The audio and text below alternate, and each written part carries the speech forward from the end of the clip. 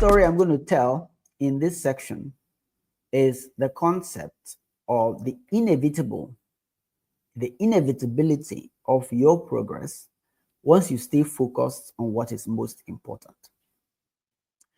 Now, when my boss was about to leave at some point, Jerome was my boss, the manager for the database team.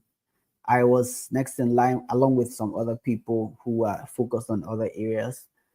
2 months before he left to AWS along with Charles, we got into a conversation with Charles, and he asked whether what my growth path, what I saw as my growth path. Was I going to be a manager, or did I want to be more technical?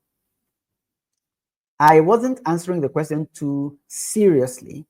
Reason being that I didn't know the reason why they were asking me this question. They had planned to basically set me up as the next in line. Now, eventually, I became the head or the lead for the database team of about 7, 8 people at that time. And I hired additional 7 young boys to support us and structure the team. But in essence, how that unfolded, the question you want to ask is, why was I selected? There must have been something about the way I worked, the balance of my technical and non-technical skills, my attitude, level-headedness, whatever it is. These are all strengths that you discover by evaluating yourself, right? We've talked about SWOT already.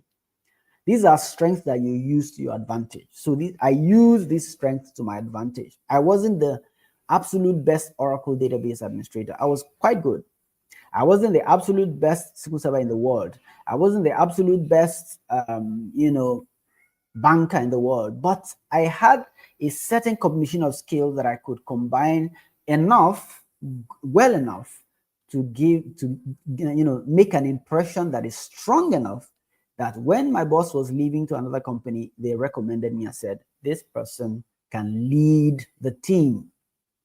That was my growth into leadership. That was the opportunity. Now, the reason for that story is to say that certain aspects of your progress are inevitable.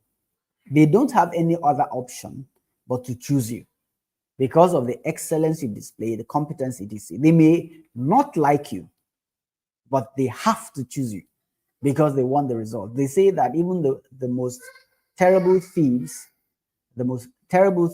want a good accountant to basically work for them. So if your competence is one strong area, there are other aspects which I'll speak about in subsequent lessons, but your competence is a vital part, and how you convey that competence in your context is vital to navigating organizational politics. Thank you for listening so far. We're coming through with other sections, and do let me know if this is making sense for you, and let's have deeper conversations in your context.